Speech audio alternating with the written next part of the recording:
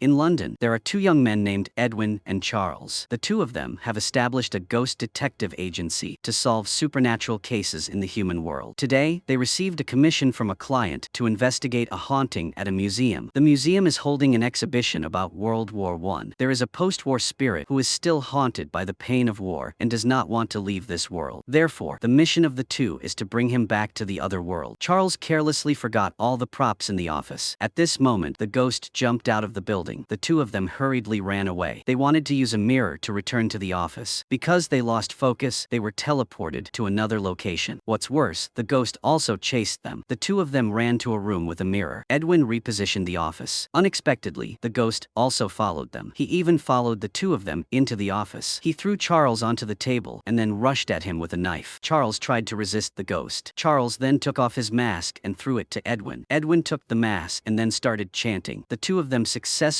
helped the ghost regain consciousness. Soon, the spirit would come to take him away. Edwin and Charles had to hide, or they would also be taken away by the god of death. The two of them hid outside the window, the sound of the ghost leaving. The peaceful days did not last long. A little devil who was a customer came again. She wanted to help her dumb friend Crystal, because there were many signs that Crystal was possessed by a devil. After Edwin and Charles made a plan, they disguised themselves as people who often took the train that Crystal took. When the people outside the station got off, they immediately took action. Charles told Edwin to quickly draw a talisman. They had to lock the devil up. The devil in Crystal's body struggled. It quickly sent Charles flying, but because of that, it accidentally touched the charm on the ground, so it was locked in place and couldn't move. Charles and Edwin immediately returned to their original form. They were preparing to clean up the fallen furniture when a large hole suddenly appeared on the roof of the train car. Several live fish fell to the ground, trying to erase the charm. Charles quickly used a white cloth to draw a charm and cover Crystal to force the demon inside her body out. But because of the after effects, Crystal lost her memory. The two had to take her back to the detective agency. Before Crystal recovered her memory, she would always stay at the detective agency to help the two solve cases. Edwin was very unhappy about this, but Charles really liked to socialize with girls of the same age. After all, not everyone could see. Moreover, Crystal also had clairvoyance. When she came into contact with case files or related people, she could see clues. The first case the three of them faced was the search for a missing 10-year-old girl named Becky. Crystal could sense that Becky was surrounded by evil and death. Not long after, the three of them crossed the ocean to America. Because ordinary people couldn't see ghosts, Crystal was just talking to herself in the eyes of passersby. Crystal found a butcher online who was renting the cheapest room. The butcher said that there were 2 rooms upstairs. Her only neighbor was Nico. After the landlord left, the three of them immediately went to Becky's house to facilitate the investigation. Edwin and Charles transformed into police officers. They were responsible for attracting the attention of Becky's parents. Crystal took the opportunity to use her clairvoyance to enter Becky's parents' memories. Through the couple's perspective, they learned that on the day of the incident, the police found Becky's shoe leather on the bank of a stream. As long as Crystal could come into contact with those shoes, she would be able to find out Becky's whereabouts. For Edwin, this was no problem. He jumped into the mirror on the side of the road and immediately went to the police station to get his shoes. But Crystal quickly discovered that Edwin's hand had been injured by the iron railing. Charles, who was by his side, explained that iron would burn ghosts and make them appear for a short time. Moreover, they rarely possessed living people because it would alert the other world. Crystal did not ask any more questions. Crystal touched Becky's shoes. The last time Crystal saw Becky wearing these shoes was in the front hallway of a certain house. The three of them arrived in front of the large, gloomy house and discovered that it was a witch's house. This meant that Edwin and Charles had no way to get in because witches could see and even harm ghosts, so they had to go to a nearby pub to discuss a plan. Meanwhile, Crystal went to the bathroom and was pulled into another space by the demon David, who had possessed her earlier. Through the conversation between the two, it can be seen that David really likes Crystal's ability, so he wants to take over her body. But Charles and Edwin had been in the subway that day. As long as Crystal did not agree, David would not be able to enter Crystal's body, so David could only steal a part of Crystal's memory and always stick to her. At this moment, Charles woke Crystal up. The people around whispered about why Crystal was talking to herself. The three people saw this and quickly left the pub. Edwin felt that Crystal would cause trouble if she brought the demon with her, so he wanted them to go their separate ways. But Charles refused because he wanted to help Crystal regain her memory. Charles said that they had to remember what Crystal had gone through. Edwin said that what she had gone through was nothing. He had been in hell for more than 70 years. Time returned to London in 1916. At that time, Edwin was studying at a boarding school. He was bullied because of his quiet personality. The bad kids found a book about black magic. They wanted to find someone to play with, so they captured Edwin. According to the book, they sacrificed Edwin to the devil. Poor Edwin died like that. He was stuck in hell for 70 years. After meeting Charles, Edwin escaped his tragic life. So Edwin didn't want Crystal to interfere with their friendship. Now, Edwin decided to look for Becky himself. He used a spell to catch a stray cat nearby to ask about the witch's situation. Charles still didn't give up hope. He chased after Crystal to help Edwin. It took a lot of effort to make the two reconcile. And Crystal also used this to clarify her relationship with David. 3 months ago in London, Crystal accidentally fell in love with David. At that time, she didn't know he was a devil. By the time Crystal realized, she was already bewitched by David and even willingly let him possess her. Now the three of them decided to temporarily ignore David's matter. First, they focus on rescuing Becky, who has been kidnapped by the witch. From the cat, they learn that the witch is obsessed with staying young. Every few years, she kidnaps a local girl and locks her in her closet to steal her vitality. Crystal deliberately sends her an unaddressed package to distract her. After receiving contact from the post office, the witch goes out to deal with this. Charles and Edwin take this opportunity to enter the house to save people. They open the locked closet but find it empty. Edwin, with sharp eyes, notices that the cup next to him has a problem. He pulls hard and opens a secret door. Edwin tries to crawl in to see, but is sucked into the secret door. It is filled with fog on children's clothes. Edwin digs Becky out of the rubble. Luckily, she is not dead, but this magical space was at least 1 floor high, so Edwin had to think of a way to get her out. Charles threw a rope into his infinite space backpack outside the closet. Charles told Edwin to put Becky in the backpack, then grabbed the rope and climbed up. On the other side, Crystal's watch was broken. Just then, the witch suddenly appeared and used a pipe to hypnotize Crystal. At the critical moment, Charles and Edwin arrived in time. The witch slowly approached Crystal with an iron rod, but the witch was invaded by Crystal into her inner world. Inside her body was a giant woman. Charles took the opportunity to enter her body. She hit her head hard against the wall, causing Charles to fly out. She said that the three of you had caused a big problem, bigger than you could imagine. Although they didn't know the deep meaning of the witch's words, the three of them saved Becky. They were about to return to rest when they were blocked by a stray cat. It turned out that Edwin had used magic on it, which angered the Cat King. So the stray cat, under the boss's orders, invited the three of them to talk. They followed the cats to a canning factory. The Cat King asked to speak to Edwin privately because he had used magic on his subjects. Edwin had used a spell, so the Cat King paid tooth for tooth. He put a bracelet on Edwin's hand. This was a kind of confinement spell. The captive could not escape from this town. Even using magic through mirrors would not work. However, the Cat King was willing to give Edwin a chance. As long as he counted how many cats there were in Thompson Harbor, the bracelet would fall off. Edwin was not stupid enough to count cats. Edwin and Charles decided to find an expert to help them see if they could remove the bracelet. The two went to the magic shop in Thompson Harbor, but they received news that the magic on the bracelet could only be broken by the person who created it. Edwin left sadly, and Charles bought a vase-shaped ornament. As soon as the two left, the witch appeared from the darkness. After learning that the two ghost boys were trapped in the town, she had an evil plan. On the other side, Crystal finally met her neighbor, Nico. But before they could say a few words, Nico suddenly fainted. Crystal tried to enter Nico's inner world and find a way to wake her up, but every time Crystal could only see all kinds of colors and lights. Before Crystal could understand the situation, Nico woke up. Through their conversation, it was clear that Nico often fainted and vomited colored liquid. This was clearly a supernatural phenomenon. Charles and Edwin looked up books on supernatural parasites. They guessed that it was a type of parasite called a dandelion demon that had sneaked into Nico's body. They live on the worship and attention of others, so the dandelion demon will make Nico emit colored lights to attract others' attention to her. Then, they will absorb that attention. When the belief is strong enough, they will leave the host. At that time, Nico will be very dangerous. Crystal tried to explain the situation to Nico. It is really difficult for a normal person to believe in these supernatural events. Fortunately, Nico is not very normal. Nico told Crystal that she fainted after going into the forest to find dandelions. Nico also saw an altar in the forest. Edwin guessed that Nico must have encountered a dandelion demon in the forest. So the two detectives followed the map Nico drew to a clearing in the forest. Sure enough, they discovered the altar. Around the altar were piles of dried herbs growing full of dandelions. It seemed to have exploded, killing the old host and parasitizing the new host. There were patterns carved on the altar that seemed to be made up of mysterious symbols and some kind of text. A simple combination. With the help of a magnifying glass, Edwin deciphered the meaning of the stone tablet. Only the vase that was inhabited this night could contain the demon. There was indeed a porcelain vase placed under the altar. Unexpectedly, when Charles picked it up, the surrounding murderous substances all came to life. They quickly fled the scene. Then they told Crystal what they had learned and told her to pass the message to Nico. Crystal told Nico to agree to the treatment, and she agreed. When Charles saw that Nico agreed to the treatment, he immediately took out the vase he had bought from the magic shop to replace the broken porcelain vase. He poured the contents of the porcelain vase into the vase. Then he told Crystal to think of a way to lure the dandelion demon out. As soon as the two demons appeared, Charles used the vase to cover them. After waking up, Nico's hair turned white, and she also had the ability to see ghosts. At this moment, the ghost messenger appeared, bringing a pile of case commissions, explaining that the news about the detective agency had spread. Ghosts were lining up everywhere for help. What the hell was going on? Back in the witch's room, it seemed like she was the one who spread the news. But the witch's revenge plan had just begun. She was seen capturing her pet crow Monty and using magic to turn him into a man. At the same time, the underworld discovered the phenomenon of possession. They had looked up Edwin and Charles' information and were preparing to arrest them. Edwin and Charles were completely unaware of the impending danger. They opened the door to welcome guests and began accepting ghost commissions, but the whole morning passed without any valuable cases. At this time, a woman named Susan arrived. In 1994, Susan's brother-in-law suddenly went crazy and killed Susan's sister and two nieces. He later died. Although the murderer was arrested, the house where they were murdered still had strange phenomena. Susan was about to go to the border to report. She could only confirm that her family was at peace before she could leave. This case attracted everyone's attention. Everyone decided to split up. Charlie and Crystal went to investigate Susan's family and the condition of the house. Edwin went with Nico to the library to find out the details of the murder case 30 years ago. Edwin disguised himself as Nico's aunt. The two found an article about the Devlins' murder. In the 1990s, when people could still afford to buy houses, the Devlins lived in an old two-story house on Haywood Street. They were a model family, living a happy life. One night, the father of the family suddenly became a serial killer. He used an axe to kill a mother and her 3 children while they were watching TV. There was a rumor in town that Devlins went crazy, not because his wife was cheating, but because a new electronics store was taking away his electronics store business. After watching the documentary, Nico and Edwin were about to leave when they ran into Monty the Crow. Monty did not hide the fact that he could see ghosts. He lied that he had been in a car accident when he was a child. After waking up from a coma, he had the ability to see ghosts. Edwin did not doubt this statement because anyone who had a near-death experience could see ghosts. Nico's return from the dead was the best example. Nico realized that Monty liked Edwin, so she took the initiative to exchange addresses, hoping that the two of them could become friends. While the investigation here was in full swing, the people from the Lost and Found office in Hell were applying for a permit to go to the human world to arrest Edwin and Charles. But the address they provided was not specific, so they were stopped by the censorship agency. Because the relevant agencies had clear regulations that if they needed to enter the human world to arrest ghosts who violated the law, they had to provide the ghost's detailed address. It seemed that the two main characters were temporarily safe. At this time, Edwin's group arrived at the haunted house. As soon as they entered, they saw Mr. Devlins rushing down the stairs. The 3 people found it very strange. If he was a ghost, why didn't he see them? On the other side, Devlin's wife and 2 daughters were sitting in the living room watching TV. Crystal tried to talk to them, but the 3 women seemed to not hear anything. Soon, Devlins came over with an axe and said, "I found that letter. Do you think you can leave me to go to him?" After saying that, Devlins swung his axe at his wife. Then, Devlins madly killed his 2 daughters. Before Edwin's group could react, the blood stains and corpses on the floor immediately recovered. Devlins acted as if nothing had happened. He went down the stairs again, and the rampage of murder repeated itself. Only then did Edwin realize that the souls of the 3 victims were trapped in a loop. And since 1994, every night, this massacre has been repeated. This phenomenon is called the ice death theory. This theory holds that if the mental trauma caused by death is strong enough, it will leave a spiritual imprint in that space, trapping the soul in a loop, unable to change anything. The person involved does not even know that they are dead. For the past 30 years, these women have been forced to experience the most painful moment of their lives over and over again. In theory, cases like this always have a trigger. They just need to find it and get rid of it to break the loop. The 3 of them remembered the letter Devlins had mentioned. The letter was definitely the trigger that drove him crazy. Without hesitation, the 3 of them immediately started searching for the letter. Edwin quickly got the result, but he discovered that this letter was not evidence of Devlin's wife's adultery. Hudson was not the name of the lover, but just the name of a university. It turned out that his daughter wanted to leave home to go to university. This drove the controlling Devlins crazy and killed. Crystal immediately tore up the letter, but the loop was not broken. It seemed that this letter was not the trigger. Charles did not want to waste any more time. He raised his weapon and was about to go teach the abuser a lesson. The ceiling lights went out and the murder cycle began again, and this time, Charles was caught up in it too. It turned out that he had also suffered similar torture. Charles and his mother had also been abused by his father, so he had a strong emotional reaction to the trauma. Pain can leave a mark in the loop. Crystal and Edwin were very worried, but they still had no idea how to deal with it. At this time, the music upstairs made their minds confused. Edwin suddenly had an idea. They did not see any music player or stereo in the room, so where did the music come from? After searching the room, they found a secret surveillance room. It turned out that Devlins had been secretly watching the family. Edwin and Crystal planned to destroy the murder video on the tape because that video could very well be the trigger. Unexpectedly, the unfortunate ghosts suddenly appeared. They survive by absorbing negative emotions. It must have been attracted to the pain in the loop. Edwin told Crystal to quickly think of happy things. Unexpectedly, David suddenly pulled her into the illusion. Fortunately, Crystal had a strong will and was not tempted by the devil. When she escaped from the illusion, Edwin deleted the video archive, breaking the loop. The three were worried that the spirit would come to retrieve the soul, so they quickly left the scene. On the way back, they met Monty. Monty was very kind to Edwin. Monty wanted to please him. On the other side, Devlin's wife and daughter finally went to the underworld to reincarnate, but unfortunately, they accidentally revealed the story of being saved by the two boys. As a result, Edwin's address was exposed. At this time, the two main characters were still unaware. They were handling a new case. The commissioner still lived in the lighthouse without any hidden corners. Recently, people kept jumping from the observation deck into the bay. Then they disappeared, leaving only ghosts wandering in the lighthouse. This made the commissioner extremely upset. Normally, the ghosts of those who did something foolish would wander around the world, but they only gathered nearby. It was very unusual for ghosts to gather like this. There must be a hidden story. Crystal and Charles tried to talk to the ghosts in the lighthouse. They found out that each of the ghosts who committed suicide was lured by the voice of their loved ones, so they jumped off the lighthouse without hesitation. On the other side, Nico was told by the gift shop owner that the town would hold a kite festival. Tomorrow, hundreds of people would gather at the edge of the cliff. They had to quickly tear off their shirts to prevent more deaths. In addition, Nico also saw a painting hanging in the gift shop. The owner introduced the person in the painting as Lilith. She was the legendary goddess of blood magic. Unfortunately, Crystal was not there. If she could see this painting, she would definitely be able to recognize it. Lilith is the giant queen who resides in the hearts of witches. In addition to Lilith's portrait, there is also an image of a mermaid luring men into the water, as well as an image of a washerwoman in local legend. The washerwoman is a prophet. She can answer any question. There is also a riddle on the painting. The light scatters through the prism. The blood-red door is only for those in need. If you believe this story is true, you can rely on this riddle to find her. Not long after, the four people met to exchange information. Unexpectedly, Crystal suddenly heard her mother's voice. She seemed to be possessed and walked towards the cliff. Luckily, Nico discovered it in time and pulled Crystal back. At that moment, they discovered a glowing object in the sea. Edwin remembered the riddle on the washerwoman's painting. He picked up a piece of red glass and held it out in the sun. When the light passed through the prism, the four people were sucked into another space. The washerwoman was washing clothes on the shore. Charlie tried to ask her if she knew who the evil enemy was that lured everyone into the sea. The washerwoman said that this water was full of strange wild beasts. The evil enemy was a monster that was more powerful than a sea monster or a mermaid. Only when the monster was tired would they have a chance to kill it. When she withdrew her words, Edwin and the other three returned to reality. Only Crystal remained there. She wanted to find her memories to know who she was. The washerwoman only told Crystal a riddle. When the ground shook and the baby birds hatched, don't look far away, but look inside. Immediately after, Crystal also returned to reality. The four of them worked together to find a way to deal with the sea monster. They went to the magic shop again. The shop owner, Mick, after listening to their description, guessed that the sea monster was Angie. She is good at using light to make people feel desire. Then the person involved will rely on the person they miss to complete the story. But Angie lures people just to swallow their bodies to fill their stomachs, so Mick advises them not to kill her. How can people fall asleep quickly? Charles found a signaling device. The sailors will use this to soothe the sea creatures, but Angie's body is very big, so they have to think of a way to get the transmitter as close to Angie as possible. The soothing signal will be effective. The three of them immediately returned to the butcher shop. They planned to use Hork as bait to lure Angie into swallowing the signaling device. Unexpectedly, Jenny suddenly told Crystal that someone claiming to be an old friend from her hometown came to find her. The person who came was the night nurse at the missing and search department. Edwin didn't understand and asked if she wasn't the god of death. Why were they chasing us? She replied that I run the missing and search department, responsible responsible for sending lost children to the right place. The nurse attacked Charles first. She didn't understand what this guy missed in the human world. Charles was abused by his father since he was a child and was pushed into the water by his peers. He eventually died of hypothermia and internal bleeding. Even if he tried his best to achieve the best, the world would still whip him because of it. But Charles wasn't fascinated. He didn't suffer from those painful memories and chose to stay in the human world. He wouldn't be weak like he was when he was a child. Charles used the signal device to knock the nurse into the sea. Angie swallowed the food that was brought to her mouth, as well as the signal device in her arms. The next day, the ghosts gathered around the lighthouse disappeared. Very quickly, a new case came. This time, the trustees were two boys. They were baseball players who had just won the state championship. They had also been accepted to the University of Washington. Just when their lives were about to open up to a new school, the two boys had bad luck. Suddenly, they died without even knowing how. The police said they died of alcohol poisoning at a party, but they remembered that they had only had 2 or 3 drinks that night because too much alcohol would affect their training. Strangely, they also had dark circles and bleeding in their eye sockets, so maybe something bad had happened to them. Edwin took the case. Nico, who was a step late, knew these two athletes. They were Brad and Hunter, star players for the Dragons in North Thompson Harbor. When news of their deaths spread, the town mourned them for months. Brad and Hunter led members of the detective agency to the scene of their deaths. That night, after winning a game, they gathered with some girls here to drink and party. After that, the two of them did not remember anything. Their last memory was seeing a dying tree with eyes on it. To get more details, Edwin and Charles disguised themselves as reporters. They went to the school with Crystal to interview the students. Unfortunately, after asking around, they did not get any clues. Crystal found something very strange because no one said anything bad about the two dead guys. At that moment, the baseball team mascot appeared and secretly told the three of them that if they wanted to know the truth, they should go to the yearbook room to find Richie. Crystal and the others went to the yearbook room. Crystal wanted to peek into Richie's inner world, but inside were all images that were not for children. Crystal had no choice but to obediently interview Richie. Through their conversation, it was clear that they had not found Brad and Hunter's phones. Moreover, both of them were real thugs. They had a very bad attitude towards girls, but Richie refused to reveal too many details. Now it was Edwin and Charles's turn to take action. The two borrowed the ghost's body to help Crystal pretend to be a ghost to scare Richie. So he had to confess that Brad had an ex-girlfriend named Shelby. No one knew what happened between the two, but after the breakup, Shelby's personality changed a lot. Not only did she secretly follow Brad, but she also thought of ways to threaten him and Hunter. Not long after, the two players really died, and less than a month later, Shelby also died. This could not be a coincidence. Edwin intended to summon Shelby's spirit. Because ghosts who do stupid things are very sensitive, Charles and Crystal temporarily avoided them. Edwin held the silver bell and rang it 3 times, then knocked on the tombstone. Shelby's spirit really appeared. Unexpectedly, Brad and Hunter also appeared. Shelby saw the two of them and immediately fired a gun to chase them away. Then the enemy of the three emerged. When she was alive, Shelby was an athlete. She always tried hard to train for the Olympics. She failed the drug test and lost her scholarship. So Shelby chose death. She had nothing to do with the deaths of the two. Just when the case was at a standstill, Brad's current girlfriend, Maren, called. Maren suspected Richie of being the murderer because Brad was the one who got Richie addicted to drugs. Moreover, Richie was also at the party the night of the incident. Edwin, who was by her side, noticed that Maren was very nervous. So Edwin told Crystal to get her attention while he and Charles went into Maren's room to search. From the bedroom window, you can see an old tree. The piles on the tree look like eyes. It completely matches Brad's previous description. In other words, this is the first crime scene. Next to the closet, they found a lockbox. Charles broke the lock and found Brad and Hunter's phones inside. It seems that Maren is the murderer. Charles and Edwin immediately went downstairs to prevent Crystal from drinking the drink Maren gave her. Maren felt that she had been exposed, so she had to confess her actions. It turned out that Brad had secretly taken nude photos of Maren and even shared them with Hunter. After knowing the story, Maren was very angry and put drugs in the beer of the two. She was just going to delete the photos, but Brad and Hunter died. Maren panicked and quickly contacted Richie, who was often bullied. They dragged the bodies of the two to the party in the forest. Then, they created a fake scene that Brad died from being drugged. Today, Crystal suddenly came to the school to investigate, attracting Maren's attention, so Maren asked Crystal to come and prepare to kill and silence her. Now that everything was exposed, Maren chose to go to the Death Squad police station, but Crystal felt uneasy because Brad and Hunter deserved to die. Now that they had finished what they had left undone, they should also go to hell. In a flash, the world shook. The underground monster came to collect her soul. Not long after, David ran to disturb Crystal's shoes. Crystal didn't want him to invade her brain anymore, so she went to ask Mick for help. Mick explained that the reason Crystal couldn't resist David's invasion of her brain was because they had a relationship. Mick took out a heart-light stone and said that this stone could protect Crystal from the negative effects of a relationship. At this point, you might wonder why a magic shop owner had such high-level magic. This story must be told from a long time ago. One day, a terrible storm raged at sea. A girl and her father were in danger. The father tried to escape but suddenly pushed his daughter into the sea. The girl clung to the ship and refused to let go, but her father cut off her fingers. The gods saw the scene and pitied the girl, so they turned her into the sea goddess, Sedna. The 5 severed fingers also turned into 5 small sea seals, and Mick was one of those sea seals. Although life under the sea was peaceful, Mick was very curious about life on land. He did not hesitate to give up his identity as a sea seal and begged Sedna to turn him into a human. Just like that, Mick was angry and lost his right to return to the sea. Over the years, he had long regretted his previous decision because the human world was too far away. Returning to the present, Crystal's heart of light suddenly cracked. The noise in her head finally disappeared, but the problem is that her psychic powers are also gone. At the same time, the witch gives Monty a packet of powder and forces him to lead Edwin's group into the forest. Monty doesn't dare to disobey, so he lies to Edwin that his friend is missing and wants to ask the detective agency to help find him. Following Monty's lead, everyone goes to the tall forest. As a result, they see several ghosts standing guard at the entrance. Their companions are also lost in the forest. Edwin wants Crystal to use her psychic powers to find people, but she reluctantly confesses that her psychic powers have disappeared. While the three are talking, Monty secretly pours powder on the open ground. Then he pretends to discover a clue. There are ghosts here, possibly signs of Omphallotus nidiformis. These powders are taken from ghost mushrooms, which are extremely poisonous to ghosts. Everyone decides to follow the powder to find the center of the mushroom colony. Unexpectedly, they saw a magic mushroom swallowing a monster not far away. Charles used a mirror to return to his office in London to get a book on spirits from the shelf. They found the characteristics of this magic mushroom in the book. Then they concocted an antidote, but the scale and growth rate of the magic mushroom were beyond their imagination. A little antidote was not enough to eradicate it. Edwin and Charles had to continue searching in the book. They discovered that this mushroom came from another underworld. In other words, someone had brought it to the tall forest. Because the magic mushroom lives by sucking in ghosts, if it continued to spread, the ghosts here would meet them. The four decided to split into 2 groups to find the source of the magic mushroom. Monty couldn't help but feel compassion when he saw Edwin wholeheartedly helping him find his missing friend. Monty wanted to take Edwin out of the forest. Unexpectedly, the lantern in his hands suddenly went out. Then, Elvis appeared and caused chaos. He exposed Monty's true identity. Edwin was furious and chased Monty away without any mercy. The witch hiding in the dark saw that her plan had failed and had to personally come out to clean up the mess. She used a pickaxe to hit Monty, turning him back into his original form as a crow. Then she went to find Edwin and his gang to settle the score. BB appeared with a giant mushroom. The monster spewed vines from its mouth, wrapping Edwin and Charles tightly. At that moment, a bird flew over. Crystal remembered the laundry maid's riddle. When a baby bird hatches, you have to look inside. She tried to delve into her consciousness and saw the psychic predecessors in her family. With their help, Crystal regained her strength, but the witch had a deal with Lilith. Her magic was not just ordinary. Crystal had to connect with the spiritual power of her predecessors, and together they dispelled the giant mushroom monster. The witch was also swept underground. At the same time, after being swallowed by Angie, the nurse accidentally met an explorer in the belly of a fish. With the help of the other party, she was freed. The nurse immediately went to the room at the butcher shop and prepared to send Edwin and the others back to the underworld. Unexpectedly, her secretarial book had continuous errors and could not determine Edwin's whereabouts. The nurse decided to take them to the missing person's office and search first. Unexpectedly, the ground suddenly shook continuously. Edwin was taken away by the devil from hell. On the other side, the witch crawled out of the ground. First, she taught Elvis a lesson. Then she learned from him that Edwin would stay in hell for decades. Tormented souls like him could greatly increase the witch's magical power. This time, she could not ignore Edwin. Now, Edwin was dragged into hell for no reason. Of course, the nurse was responsible for bringing him back. But hell was so terrifying that she only agreed to help Charles open a gate to hell. Whether Charles could save his teammates safely or not depends on their fate. Fortunately, Charles had Edwin's notebook in hand. It recorded the structure of hell in detail. At this time, he passed through a place that looked like a hotel reception and entered a dollhouse. At this time, Edwin was surprised to meet Simon, the one who killed him, in the library. The other party was trapped here and tore books for a century. He sacrificed me to a demon. That demon sold me to something even more terrible. This was his punishment, forever being cut into paper. At this moment, Edwin saw a shadow flash flashed by in the mirror next to him. He was about to reach out to check when he was sucked into another realm. He met the god of despair there. She advised Edwin to turn back to the enemy and continued to mock his ugly appearance. After saying that, she took Edwin back to the library. At this time, Simone kept crying and apologizing. Edwin did not mock him like the god of despair said, but chose to forgive Simone. Edwin did not want to be immersed in the past anymore. He decided to leave the library. At the same time, Crystal outside also wanted to help, but Charles did not allow her to enter hell. Unexpectedly, Crystal still did not give up. She went to David on her own, asking him to help open the gate of hell. Now Crystal's spiritual power was much stronger than before. David knew that he was not her opponent. He flatly admitted that he did not have the ability to help others enter hell. But Crystal had come here, so she could not waste her efforts. She resolutely snatched her memories from David's brain. Crystal snatched back a small bag containing a gem representing her past. David angrily said that he would do anything to kill her. But Crystal did not give David a chance. She locked the demon in the place where her predecessors returned to hell. Charles walked around and finally found Edwin covered in blood, but he was taken away by the demon. Charles quickly chased after him, but found that Edwin was unharmed. The blood on Edwin's body had disappeared. Charles wanted to open his mouth to ask, but Edwin covered his mouth. Charles followed Edwin's gaze and found that the demon was gnawing at Edwin, who was covered in blood, and in a corner of the room were countless corpses of Edwin. It turned out that in the decades he was locked in hell, Edwin was gnawed by the demon every day. Because ghosts cannot pretend to be dead, Edwin could only play hide and seek with the demon day after day. Charles felt very sorry for his friend. He threw a grenade at the demon and then dragged Edwin to escape. Unexpectedly, the demon quickly chased after them. The two of them could only sneak into a crowded store and pass through countless bloody corpses. They finally reached the edge of hell and successfully returned to the real world through countless wandering souls. The nurse immediately led them to the place where the corpses were received without saying a word. Unexpectedly, Nico flipped through the handbook of the underworld and found a rule that if the nurse wanted to lead a soul that had been to another world, she had to submit an appendix. Only the devil could take the soul out of the world. Now that Edwin had just returned from hell, hadn't he already gone to another world? The unlucky nurse who was blocked again hated her status as a civil servant. This time, she could only go back and fill out the form again. In addition, this trip also helped Edwin remove Cat King's bracelet. They could finally return to London. Before leaving, Crystal had restored her memories, but what she saw was not as she expected. It turned out that Crystal had previously used her ability to bully the people around her. She also stole and robbed at will. This was completely different from what she thought. She no longer had the courage to stay with the other three. She decided to contact her parents first because she had been missing for several weeks. However, her parents did not know that she had disappeared and only asked her if she had run out of money again. She intended to swallow the memory gem, but these memories were all bad, so she wanted to quickly return to London to clean up the mess she had made. Crystal said goodbye to everyone and walked out of the butcher shop. As soon as she walked out, the house exploded. Then the witch came out and captured Edwin and Charles. At this point, Crystal and Nico had to work together to save their teammates. They went to find the Cat King to ask for help, but the Cat King said he was no match for the witch. Crystal said he didn't need to do anything because they just wanted to find out information about the witch. Through the Cat King's story, it can be seen that the witch was the first person to come to Thompson Port and turn it into a town. She was beautiful and hardworking, but married a promiscuous husband. She didn't accept it, so she found a magic book to overthrow the gods and used that power to kill her husband and lover. So she fell in love with the power of magic. Over time, she became stronger. She even cast a spell to pray for immortality. But the transaction went wrong, so the witch could be immortal but couldn't stay young forever. So she captured young girls to feed the big snake in the cupboard to maintain her youthful appearance. At this time, the Cat King advised the two to go get magic black salt. It could deal with the witch. The two went to the magic shop to buy it. Mick also gave them the amulet. At this time, Charles was tied by an iron collar and Edwin was tied to an energy extraction device. The pain in his soul could bring great magic to the witch. At this moment, Crystal and Nico sneaked into the house and threw Charles a backpack and told him to think of a way to kill the big snake in the closet. If the snake died, the witch would age. After Crystal finished speaking, she went to distract the witch. Nico took advantage of the confusion to get key to the device, but the witch discovered their actions. At this time, she absorbed a lot of pain, so her power increased many times. Crystal turned to convince the witch to let go and start over, but she was not easily swayed. When she saw that Crystal was about to be attacked, Nico rushed out to block her. Blood quickly spurted from her. Before Crystal could react, she was sent flying into the air by the witch. Crystal quickly entered the witch's mind. Crystal loudly called Lilith and told her about the witch killing the girls. Hearing that, the goddess came to their rescue, but the witch put a knife to Crystal's neck. With Monty's help, Charles was able to open the iron handcuffs. He immediately went into the closet to find the snake. This snake was extremely large, and it could also use magic to harm ghosts. Fortunately, Charles was able to destroy it. The witch immediately became old. Lilith appeared from the sea of blood and dragged the witch to punish her for her deception. Although the danger had passed, Nico was dead. Jenny had contacted her parents in Japan. Her body would be brought back to her country. After this, Crystal did not want to go back to the way she was before and officially joined the detective agency. The case seemed to be closed, but the nurse brought her boss. Seeing that Edwin and Charles were about to be sent to hell, the boss discovered the detective agency's files. Over the years, Edwin and Charles had helped many ghosts understand their wishes and go to hell. She appreciated their contributions so much that she decided to take over the detective agency and let the nurse stay as manager. Meanwhile, in a cold, remote place, the two dandelions saw Nico holding the amulet. Part 1 ends here. Goodbye and see you in the next videos.